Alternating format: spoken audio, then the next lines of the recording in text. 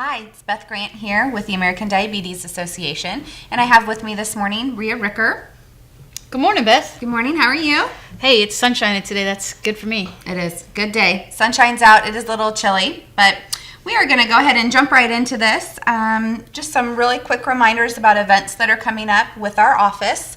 Our support group is coming up next Tuesday. It is the third Tuesday of every month. Again, it's located at our office, which is 8604 Allisonville Road, Suite 140. If you have questions, you can give us a call at 317-352-9226. The topic will be, of course, since February is Heart Month, we'll be talking about the complications of diabetes and heart disease. Our special guest today, Cindy, will actually be at the support group on Tuesday too. So if you get some information today, you might want to come to the support group on Tuesday and follow up with a little bit more. Also coming up, Alert Day, March 24th. It is always the fourth Tuesday in March. This year, the theme for Alert Day is Take It, Share It, Step Out. Take It is the risk test.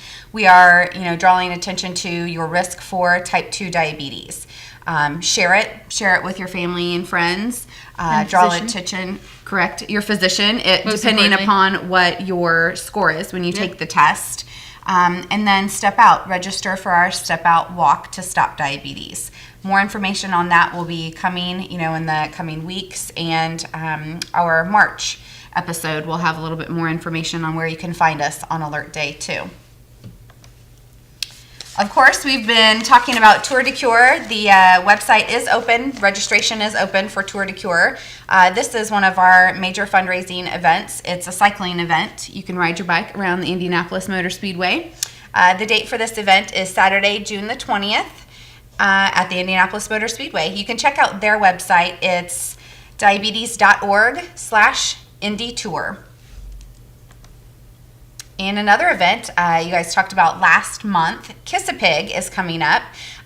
Definitely check out their website too. It's diabetes.org/IndyKissAPig. More information on becoming a candidate for this fun event, you can contact Judy Williams. Her email is on the screen here. It's juwilliams@diabetes.org. And now Rhea has joined us today to talk a little bit about our camp that we offer for children living with diabetes. It is Camp John Warville, and registration is now open for this also. So if you have a child living with diabetes, definitely I encourage you to check out the website, see the ages for the children that can apply. It's diabetes.org/ADA Camp John Warville. The dates for camp this year are June 7th through the 13th. And as I said, registration is open now.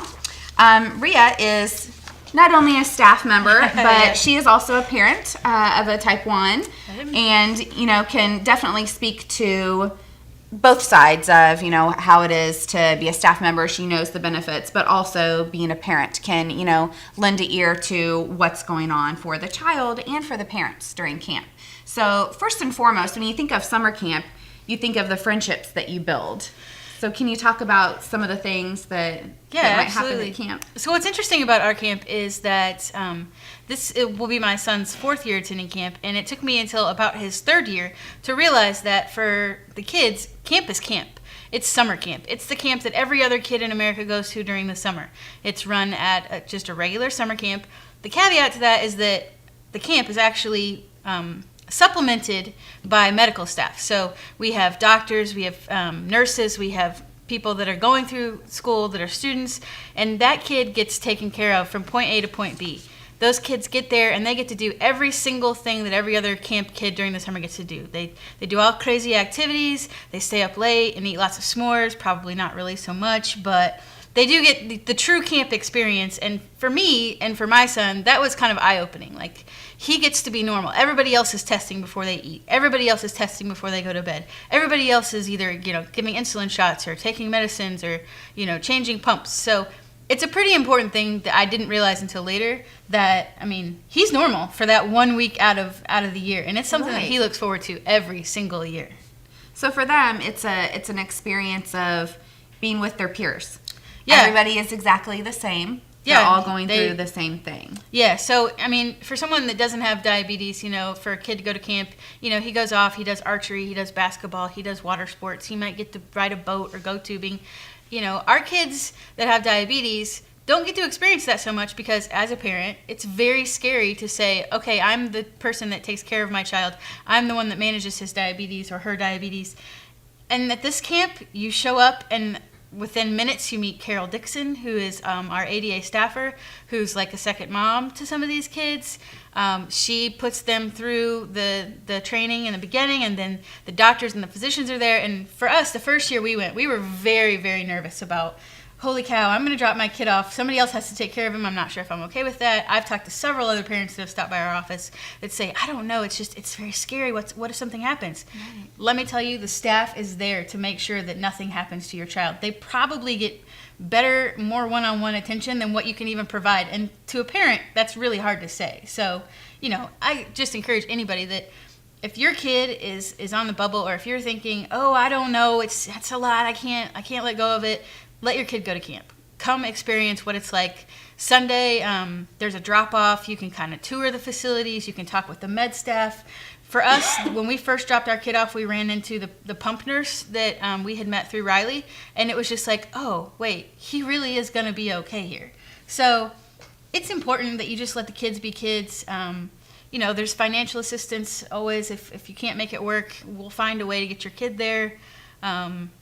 It's just a really phenomenal experience for kids. I think some of the great points that you've hit on is, and we want to continue to let people know, is that there is med staff 24/7. There is someone that is in their cabin with them, caring for them. They are testing after activities, after meals. They work with a dietitian too. That's really important. So you think, when your kid goes to summer camp, like he's going to eat nothing but cheeseburgers and s'mores. And while that may be the case, I'm not sure, as I haven't really seen the food, but I'm pretty sure it's not.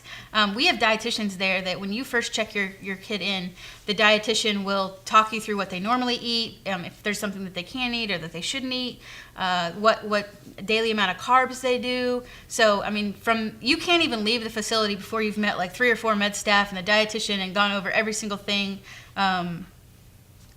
We even go as far as like to check the kids to make sure that they're, not going low before bed. So, it's just one of those extra little steps that you think there's nobody that's going to be able to do this, but we do it. So you should send your kid to camp. It's fantastic. So, let's just talk about really quickly, are there any kind of first that have happened at camp? We hear stories of it's the first time that a child gives themselves an insulin shot. Yeah, so for us, sorry to interrupt you, but for us, Luke went to camp his first year, and he was already, doing the pump, and so we picked him up, and his med staff person was like, well, we had a first this week, and we were like, oh God, what did he do? And the med staff was like, no, what actually happened was he changed his pump on his own for the very first time ever, only because everybody else was doing it. And so when we said, well, how did you know? He's like, I just watched what everybody else was doing, and I figured if they can do it, I can do it. So we've heard tons and tons of camper stories about, oh, they gave themselves their first shot, they changed their first pump site. Mm-hmm. It's just, these kids really rely on us at home, and so when you get them out on their own element to take care of themselves, it's amazing what they really rise to do. That's great. And that's the type of stuff that we want people to know, and we want these children to have, that peer-to-peer support where they can learn from one another, and it's a safe environment to learn from one another. Absolutely. So again, registration is open, and the website is www.diabetes.org/ADA Camp John Warville. Thank you, and we will be right back.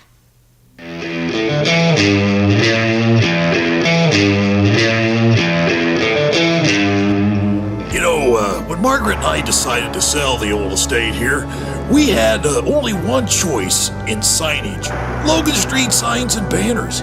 Conveniently not located on Logan Street anymore, but rather located on 10th Street on the south side of Noblesville. Well, we sold the old beauty, and we were able to buy this wonderful estate. And we had so much money left over, I was able to buy this beautiful 1968 Eldorado Cadillac for Margaret. Only 472,000 miles. Margaret loves it because it's got those big seats and that heavy-duty suspension to support her svelte frame. Next time you're looking for signs or banners, call old Jim. at Logan Street Signs and Banners, 773-7200. Conveniently not located on Logan Street anymore. Everyone knows it's easy to find first-run movies in the big theaters. But where can you go to watch your favorite classic movies on the big screen for the perfect night out? Why rent a flick when you can rent the entire theater? Call today to reserve our 32-seat theater for your next event, or just stop by to see what's showing this weekend.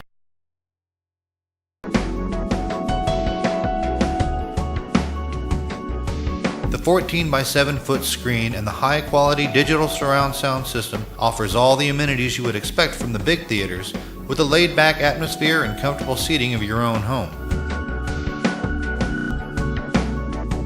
Wofford Theater at 1744 South 10th Street in Noblesville gives you the classic movies you want with a big theater experience.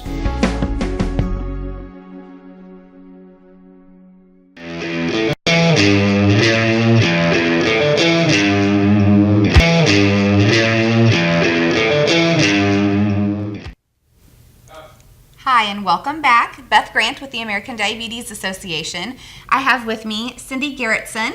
She is a diabetes cardiovascular nurse and educator with St. Vincent. Welcome, Cindy. Thank you.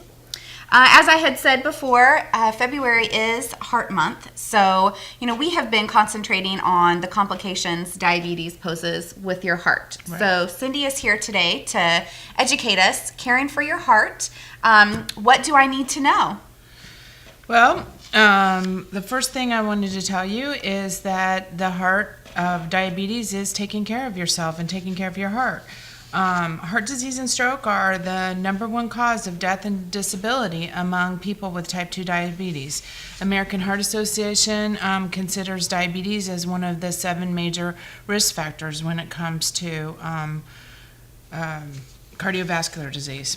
Some of the other risk factors are high blood pressure, abnormal cholesterol and high triglycerides, obesity, lack of physical activity, poorly controlled blood sugars, smoking, and the more risk factors you have, the higher your risk for cardiovascular disease. Sometimes people want to know, what are the signs and symptoms of heart disease? What should I be worried about? So there's 12 pretty consistent ones, and that would be chest discomfort. That's pretty classic if you're having chest pain. Anxiety, a feeling of kind of an impending doom. A persistent cough that just won't go away. Dizziness, fatigue, nausea or lack of appetite, pain in other body parts. Rapid or irregular pulse or heartbeat, especially if you're experiencing weakness and shortness of breath along with that. Shortness of breath in general, sweating, swelling, and weakness. Those are some classic signs of heart disease that might be existing. The next thing we want to talk about is what might be the signs and symptoms of a heart attack. So some heart attacks are sudden and intense, and you know right away that something's wrong. But many heart attacks start slowly with mild pain or discomfort that comes and goes. Many people wait too long to get help. Chest discomfort, like I said, is something that might feel like uncomfortable pressure or squeezing, fullness or pain in your chest, or discomfort in other areas like your back, your jaw, your stomach, your neck. Shortness of breath with or without chest discomfort. Sometimes that might be the only signs of a heart attack somebody has, is shortness of breath. That was my grandma. She was giving a talk somewhere, and she got short of breath, and she was actually having a heart attack at the time. Other signs may include breaking out in a cold sweat, or nausea or lightheadedness. Now, you talked about don't ignore these symptoms. Right. So at what point do you go for help? Do you call the doctor? At any time that you are concerned. Basically, if you're having uncomfortable pain and it's something that you've never had before, or if you do have a history of heart disease and it feels like what you had before, don't wait more than 5 minutes. You need to go. We're going to talk about that here in a minute. All right. For women, it's a little, people say sometimes women don't have the classic signs as men do. Sometimes they do. Sometimes they have chest pain and discomfort just like men would have. But sometimes women have more subtle experiences like the shortness of breath or the jaw pain or back pain or some nausea or vomiting. Sometimes it just doesn't get your attention. So again, if it's something that's nagging and you know something's probably wrong, you should probably go to the doctor. And that's why I said don't wait more than 5 minutes. If you have this feeling that you probably should go, or somebody in your family is telling you that you should go, then you should probably go. Call 911 or get to the hospital right away. Another caution is, I know a lot of people don't like to call 911, but they can come and help you discern if you need to go to the hospital. That's really important thing, because calling them means you have help. Sometimes just getting in the car and going means that you could have a problem on the road. So calling for help and getting somebody there to kind of evaluate you would be a good thing, especially if you're scared. As I said before, don't wait more than 5 minutes, because as we say in the hospital, time is muscle. So when you're having a heart attack, it means that there's damage happening to your heart muscle. So if you can get help, the quicker you get help, then hopefully the less damage can occur. The other things we want to talk about are, how can I help to avoid a heart attack? So obviously that's the opposite of the risk factors. So don't smoke, avoid secondhand smoke, treat your blood pressure, that if it's high, if you have high blood pressure, and treating it would be things like taking your medicine or talking to your doctor, having it checked occasionally. Limit your salt intake. Do not add salt to the food. Sea salt is salt. A lot of people ask me, sea salt's really natural, so can I use sea salt? Well, it's still salt. Eat foods that are low in fats. Be physically active. Physical activity really kind of decreases your risk for lots of problems. Keep your weight under control. Get regular checkups. A lot of times people kind of skip those. We have busy lives and we don't get regular checkups. But having that opportunity to go into the doctor and tell them, hey, I'm not quite sure about this. This doesn't feel right. That's a very good way for the doctor to kind of assess to see if you have any problems. Take your medicine as prescribed. Many people say, well, I think this medicine is causing me a side effect. If you think that, please notify your doctor, because your doctor can maybe find a different medication that'll do the same thing. Most doctors don't prescribe medication unless it's for something that you need. And control your blood sugar. With diabetes, it's always a challenge to make sure that everything is balanced, but trying to keep those blood sugars under control is a good thing. Right. So the next thing we wanted to talk about is stroke, because basically cardiovascular disease is heart and all the veins and arteries in your body. And stroke is like a brain attack. It occurs when blood vessels located inside your brain are blocked by a clot or a hemorrhage. And so we call it a brain attack. It's very similar to a heart attack. And it is also very important that you get help right away. If you're having a stroke, it's critical that you get medical attention right away. Immediate treatment may minimize the long-term effects of a stroke and prevent death. Some things that might caution you that you might be having a stroke could be that you might have some sudden numbness or weakness of your face or limbs, sudden paralysis of your face or limbs, any kind of sudden confusion. If you were talking to me and you would be having some trouble focusing or some trouble understanding me, that might be, if I was your family member, a big clue that I should kind of maybe get you some help. Trouble seeing, some blurriness or vision, any trouble with moving your muscles or coordinating, those can also be a sign, and a splitting headache. So one of the acronyms I want you to remember is FAST. Facial droop, arm weakness, speech difficulty, time to call 911. FAST, F-A-S-T. We talked a little bit about the simple 7. Stop smoking, manage your blood pressure, keep it under 130/70, control your cholesterol under 180, get active, 150 minutes of walking a week. That could be as simple as 30 minutes every day for 5 days a week. Lose weight, even 10% will help with improving your risk factors. Reduce your blood sugar, keep it less than 7%. Eat better, choose healthy options, less salt, less fat, less sugar. And then the last thing I want you to remember is knowledge is power. So learn about your body, learn about your risk factors, and live. Thank you, Cindy. You're welcome. And again, come to the support group. It's on the third Tuesday of every month. Next week, Cindy will be our special guest, so you can get a little bit more information from her and some one-on-one interaction with Cindy. Thank you again for joining us. You're and welcome. We will be right back.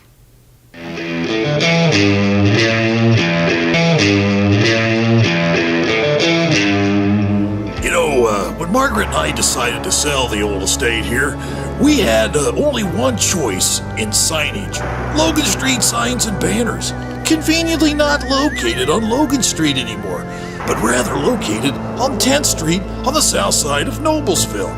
Well, we sold the old beauty, and we were able to buy this wonderful estate. And we had so much money left over, I was able to buy this beautiful 1968 Eldorado Cadillac for Margaret. Only 472,000 miles. Margaret loves it because it's got those big seats and that heavy-duty suspension to support her svelte frame. Next time you're looking for signs or banners, call old Jim at Logan Street Signs and Banners, 773-7200. Conveniently not located on Logan Street anymore. Everyone knows it's easy to find first-run movies in the big theaters. But where can you go to watch your favorite classic movies on the big screen for the perfect night out? Why rent a flick when you can rent the entire theater? Call today to reserve our 32-seat theater for your next event, or just stop by to see what's showing this weekend.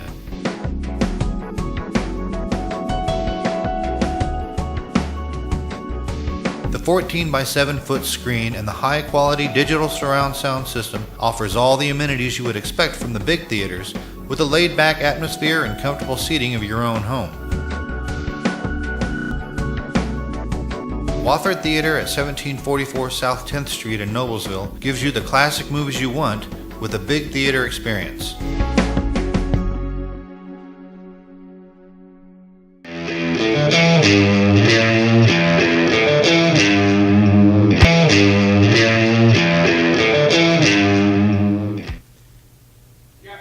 Welcome back, everyone. I'm Carol Dixon, Senior Manager of Mission Delivery with the American Diabetes Association, and I have with me Doug Sanzone, who is part of our Community Leadership Board, and we're going to be talking to you all about advocacy. A lot of you may not realize how involved with advocacy, just everyday things for the public that we are, such as job help if you feel like you're being discriminated against at your job, or if your child's having trouble at school. And we've had some really big things coming up in the way of advocacy recently, and we're going to talk about those things. So Doug, tell us a little bit more about yourself and your role with the ADA. Good morning, Carol. How are you? I'm fine, thank you. Excellent. My name is Doug Sanzone, and I got involved with the American Diabetes Association about 3 years ago. And at that point in time, the American Diabetes Association asked me to be on the board.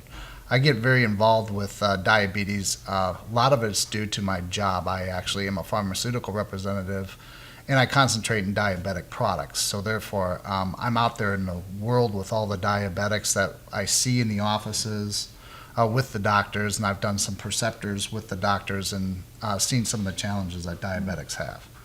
So one of the other passions that I have is trying to make sure that the funding, the legislation, and everything that is involved with government-wise toward diabetics is taken care of, so that way we have a proactive program toward the American Diabetes Association. Okay. And your focus with us are on the state priorities. Nationally, the American Diabetes Association has priorities for legislation. So we have our national, and then we have our state. Correct. And you're primarily involved with our state.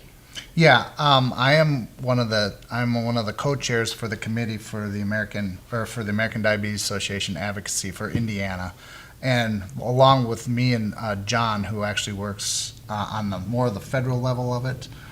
Together, we have put together an advocacy committee to develop relationships with the politicians in our community and also on a federal level. Okay. So tell us about the Diabetes Action Plan. That is Senate Bill 209, correct? Correct, yeah. Right now, currently, there is 2 bills out there that we've been concerned with. One of them we dealt with last week. One of the legislature bills that was coming up, and it was authored by Patricia Miller, and she's the one that put together the State Senate Bill 209. This bill is a bill that is to recognize diabetes in the state of Indiana, and what we need to do is anytime you grab onto some kind of project such as diabetes, it's sort of like grabbing the bull by the horns. So you have to assess, make sure you know what's going on as far as the diabetes problems are, and then at the additional find out ways of treatment and also what kind of cost is into it. So this bill is broke out into a few things that is going to be taken care of, or it's going to be done over a year, and everything's going to be reported to the General Assembly by January of 2016. So we are looking at how many people in the state of Indiana are actual diabetics, how many patients are we trying, or how many people in the state of Indiana are we trying to prevent with diabetes, the costs that are registered with diabetes, and also a plan that we can put together to prevent that. And that's what this bill is about. That's fantastic. That's something that is so needed. We know through self-reported data that we are already over 14% of people with diabetes in Indiana, and that's well ahead of the national average. Correct. So we know there's a lot of work to be done, and so this bill will only help strengthen our efforts because we'll have a much better picture of what we're dealing with. Exactly. Now, you mentioned a bill that we handled last week, which was Senate Bill 500. This bill came up on us very quickly. It was part of a general school deregulation bill. And Correct. what we didn't realize until about 2 days before testimony was going to take place was that our Students with Diabetes Care Act was swept up into this bill, and so Correct. it was in danger of being repealed. So tell us a little bit about this. Okay, so in this bill, what they're trying to do is remove antiquated laws that are on the books for the education departments. The Principals Association and also some of the other associations involved with legislation for the state of Indiana in education, we're trying to get rid of some of these antiquated laws, and that's what they called it. And when we recognized this, we said, wait a minute. For the kids with diabetes, you're trying to consider them antiquated and that we're not going to be able to manage that. So this would have deregulated some funding, and also at the same point in time would have unrecognized kids as far as kids with diabetes in schools. Right. And this law is so important because before we had the law, children were sometimes sent to special diabetes schools. They Correct. weren't allowed to go to their own neighborhood school. Children weren't allowed to go on field trips. They maybe were sent home for lunch, or Correct. parents were frequently called into the school to take care of their child. And we had so many parents who lost their jobs because of this. They couldn't go in every single day and take care of their child. Exactly. So this law, it provides protections above what federal law provides, in that schools Correct. have to have a volunteer health aide to Correct. take care of children at school, In each school. in each Correct. school. So it was fantastic that we were able to find out about this. The Mm-hmm. American Diabetes Association had their regional advocacy director that was in town, and you were there. Mm-hmm. Yeah. So it took a great grassroots effort. We had people calling their senators, emailing the senators, and by golly, what was the result? Yeah, well, thank you to Pete Miller. He was one of the senators that recognized, as we asked him about this, recognizes, hey, wait a minute, maybe we should not have diabetes taken into this deregulation for school education. So therefore, in contact with him, we were able to put in an amendment to make sure that that diabetes was not going to be part of this deregulation bill. And after testimony, and also what Pete Miller was able to do, we were able to stop this, and we had a unanimous vote as far as making sure that diabetes was still going to be in the bill. And Senator Earlene Rogers was part of that as well. Yeah. So it was a great effort, and we can rest easy now that our children are going to be safe at school if they have diabetes. Okay, talk to us about Advocacy Day on March 4th. This is something we haven't done in Indiana in a long time. So Yeah. what are we doing? So the board recognized here about 7-8 months ago that when it comes to American Diabetes Association being recognized in the state of Indiana by our legislatures, that this just wasn't happening. So John and I were able to put together this committee. And one of the projects that we have for this year is to make sure that we are recognized at the state capitol. So on March 4th of this year, John and I were able to put together a group of people, and we're going to go down to the capitol. We're going to invite the politicians and stuff to learn more about diabetes and what the role of American diabetes is in the state of Indiana. And additionally, start lobbying for the bills such as SB 209 to make sure that this actually is enacted and that these things are put together. Fantastic. We're really excited about this day because, like I said, it's been a long time. Well, let's go over just a few things that we talked about early in our show. And Doug, I think you've been part of some of these things with us, and you're well aware. But we have our support group. Don't forget that, third Tuesday of every month. And from 6 to 7 p.m. in our office at 8604 Allisonville Road. We have our Kiss a Pig. We're still looking for candidates for that. Have you ever considered that, Doug? I'm a little shy around pigs. Okay, all right. We have our Tour de Cure registration and general information. You can go to diabetes.org/IndyTour. That's one of my passions for the American Diabetes Association. So you get out there and ride your bike? Love the biking. Wonderful. And then camp registration is open. So diabetes.org/ADA, Camp John Orville. And you heard all about camp earlier.